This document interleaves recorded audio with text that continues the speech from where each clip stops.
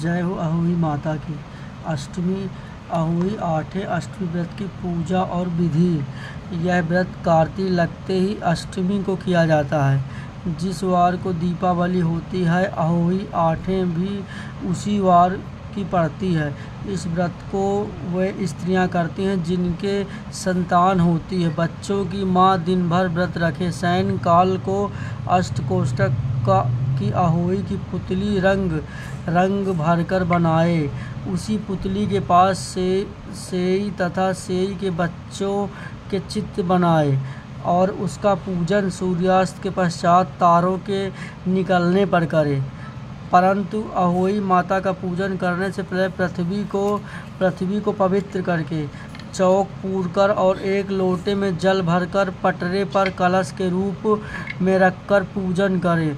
तब पश्चात अहोई माता की कहानी सुने और पूजा के लिए चांदी की अहोई स्वाऊ बनाएं और चांदी के 2 मणि डलवाएं जिन्हें दाने या मोती भी कहते हैं। इस प्रकार हर में पौंडिल लगा होता है उसी प्रकार अहोई स्याहू और दाने डलवाकर फिर अहोई माता की रोली चावल दूध व भात से पूजा करें और जल से भरे लोटे पर सतिया बना लें।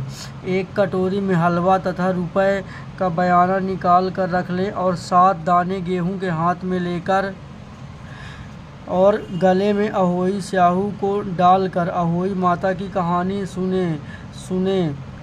तब पश्चात चंद्रमा को अर्घ्य देकर भोजन करें। दिवाली के बाद किसी शुभ दिन अहोई को गले से उतार कर गुड़ से भोग लगाएं और फिर जल के छींटे देकर मस्तक पर झुकाकर उसे रख दें।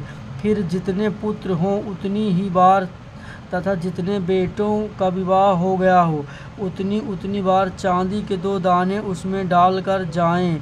ऐसा करने से अहोई देवी प्रसन्न होकर बच्चों को दीर्घ आयु करके घर में नित्य नया मंगल करती हैं। इस दिन ब्राह्मणों को भी पेंठा दान देने से विशेष फल की प्राप्ति होती है। तो ये थी दोस्तों अहोई व्रत अष्टमी की पूजा विधि। अहोई आठें अष्टमी व्रत कथा सुनिए आप सभी मेरे मुखार बिंदु से। पहली कथा है ये। प्राचीन काल में झांसी के समीप दतिया नामक नगर में चंद्रभान नामक साहूकार रहता था। उसकी चंद्रिका बहुत सुंदर सर्वगुण संपन्न सती साध्वी शीतलवान चरित्रवान तथा बुद्धिमान थी। उसके कई पुत्र व पुत्रियां थीं परंतु वे सब बाल अवस्था में ही मृत्यु को प्राप्त हो गए। इस प्रकार संतान के मारे जाने का उन्हें बहुत दुख था। वे पति पत्नी नित्य प्रतिदिन मन में सोचा करते थे कि हमारे मर जाने के बाद इस अपार धन संपत्ति का अधिकार कौन होगा। एक दिन उन दोनों ने निश्चय कर लिया कि समस्त धन संपत्ति को त्याग कर कहीं वन चलकर भजन करें। ऐसा विचार करके दोनों अपना सब घर द्वार ईश्वर भरोसे छोड़कर जंगल को चल दिए। जब चलते चलते थक जाते हैं तो कुछ ठहर कर विश्राम करते हैं और फिर चल पड़ते। इस प्रकार चलते चलते वो दोनों प्राणी बद्रिका आश्रम के समीप शीतल कुंड पर जा पहुँचे। वहाँ पहुंचकर उन दोनों ने खान पान आदि सब त्याग दिया और निहार अपने प्राणों को त्याग देने का निश्चय कर लिया। इसी तरह बिना आहार और जल पान के जब 7 दिन व्यतीत कर दिए तब 7वें दिन आकाशवाणी हुई कि तुम दोनों प्राणी अपने प्राण मत त्यागो। यह बस दुख तुम्हें तुम्हारे पूर्व पापों से भोगना पड़ा। सो अब तुम्हें अपनी स्त्री से अहोई आठें जो कार्तिक मास के कृष्ण पक्ष में आए उसी आठें को अहोई माता का व्रत और पूजन करो। तब अहोई नामक देवी प्रसन्न होकर तुम्हें साक्षात दर्शन देंगी। तब उससे अपने पुत्र को दीर्घायु मांग लेना और व्रत के दिन तुम रात्रि को राधा कुंड में स्नान करना।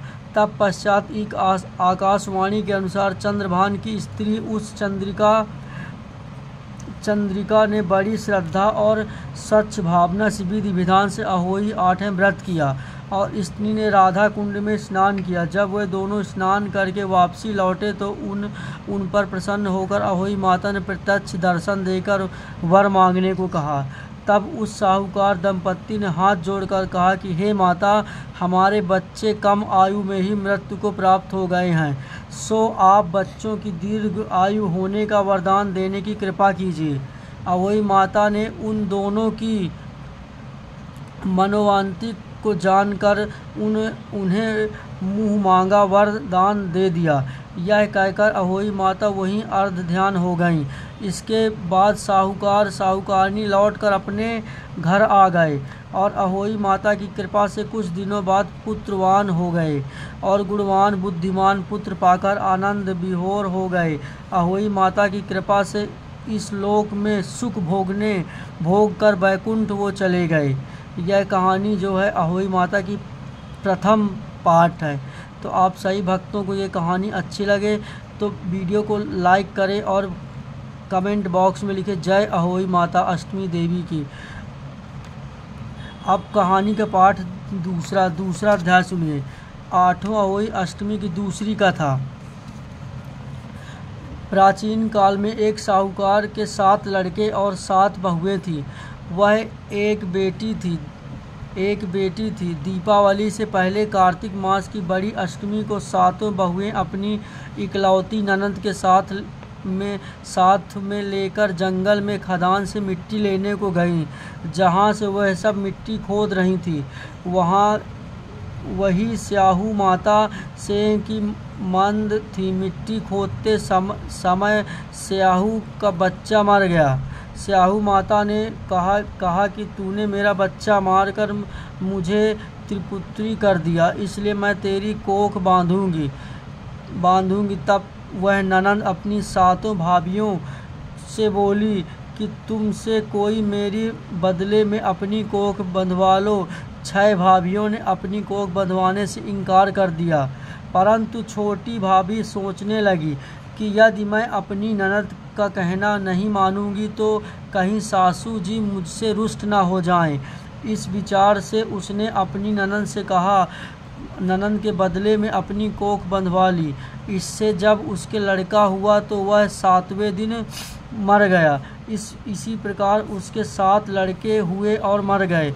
तब एक दिन उसने ज्योतिषी को बुलाकर पूछा कि महाराज ये क्या बात है, मेरे जो संतान होती है वह 7वें दिन मर जाती है, सो इसका क्या कारण है। तब पंडित जी बोले कि देवी तुम सुरही गाय की पूजा किया करो, क्योंकि सुरही गाय स्याहू माता की भयाली है। वह तेरी कोख छोड़ तो तभी तुम्हारे बच्चे जी सकते हैं। इसके बाद से वह बहू नित्य प्रतिदिन प्रातःकाल उठकर चुपचाप सुरही गाय के नीचे सफाई करके अनेक प्रकार से सेवा करती। गौ माता यह देखकर कि साहूकार की बेटे की बहू नित्य प्रतिदिन मेरी बहुत सेवा करती है, गौ माता उससे बोली कि तू मेरी बहुत सेवा करती है, इसलिए मेरी आत्मा तुझसे बहुत प्रसन्न है, इसलिए मांग मुझसे क्या मांगती है। साहूकार के बेटे की बहू बोली कि स्याहू माता भयाली है, तुम्हारी भयाली है और उन्होंने मेरी कोख बांध रखी है, सो आप कृपा करके अपनी भयालू से मेरी कोख खुलवा दो। उस दुखियारी की यह बात सुनकर गौ माता बोली, अच्छा। एक दिन गौ माता उसे साथ लेकर 7 समुंदर पार अपनी भयाली के पास चली दी। मार्ग में धूप बहुत कड़ी पड़ रही थी। वो दोनों एक पेड़ के नीचे छाया में बैठ गई। थोड़ी देर में वहाँ एक सांप आया और उसी वृक्ष पर गरुड़ पाखनी ने बच्चे दे रखे थे। वह सर्प उन बच्चों को डसने लगा। तब साहूकार की बहू ने उसे सर्प को मारकर डाल के नीचे दबा दिया और उन बच्चों को बचा लिया। थोड़ी देर में गरुड़ पंखनी आई तो वह खून पड़ा देखकर साहूकार की बहू के चोंच मारने लगी। तब वह बहू बोली कि मैंने ही तेरे बच्चों की सर्प को मार कर रक्षा की है और तू मेरी ही दुश्मन हो गई है। साहूकार की बहू की बात सुनकर गरुड़ प्रसन्न होकर बोली, तूने मेरे बच्चे बचाए, इसलिए मांग क्या मांगती है। वह बोली कि हमें 7 समुंदर पार पे स्याहू माता के पास पहुंचा दे। तब गरुड़ पंखी ने उस दोनों को अपनी पीठ पर बिठाकर लंबी उड़ान भरकर उन्हें 7 समुंदर पार स्याहू माता के पास पहुंचा दिया। स्याहू माता अपनी भयाली गौ माता को देखकर बहुत प्रसन्न हुई और बोली कि हे भयाली, आज तो बहुत दिनों में मिली हो। फिर बोली कि बहन, मेरे सिर में जुएं बहुत पड़ गए हैं। तब सुरही गऊ बोली कि मेरे साथ मेरी भक्तनी आई है, ये तेरी सब जुएं निकाल देगी। आज्ञा पाते ही साहूकारनी ने स्याहू माता की चुन चुन कर सब जुएं निकाल दिए। स्याहू माता बोली कि तूने आज मुझे बहुत आराम दिया, इसलिए मैं तुझसे प्रसन्न हूँ। सो आज जो चाहे मांग ले, मैं तुझे दूंगी। तब साहूकारनी बोली कि वचन दो, जो मांगू वो दोगी ना। स्याहू माता बोली, अच्छा वचन दिया। कह कि यदि वचन दिया कहा कि यदि मैं अपने वचन से फिरूं तो धोबी कुंड में कंकरी हो जाऊं।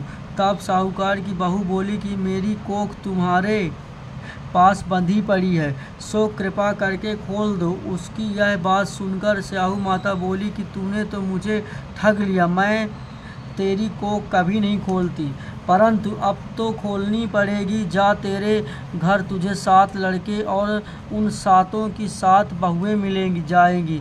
तू घर जा कर के मेरे 7 उजमन करियो, 7 अहोई बनाकर 7 कड़ाही कर दीजो। यह सुनकर जब वह लौट कर घर पहुंची तो वहाँ 7 बेटे और 7 बहुएं, 7 की 7 बहुएं घर बैठी मिली। यह देखकर बहुत खुश हुई। तभी उसने 7 अहोई बनाई और 7 उजमन किए, तब तथा 7 ही कढ़ाई करी। दिवाली के दिन उसकी जिठानी कहने लगी कि जल्दी जल्दी अपनी चौका पूजा कर लो, अथवा छोटी बहू बच्चों की याद करके धोने लगी।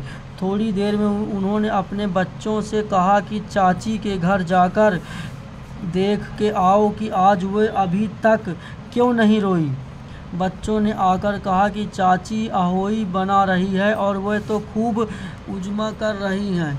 यह सुनते ही उसकी जेठानी दौड़कर उसके घर गई और जाकर कहा कि तूने अपनी कोख कैसे छुड़वाई।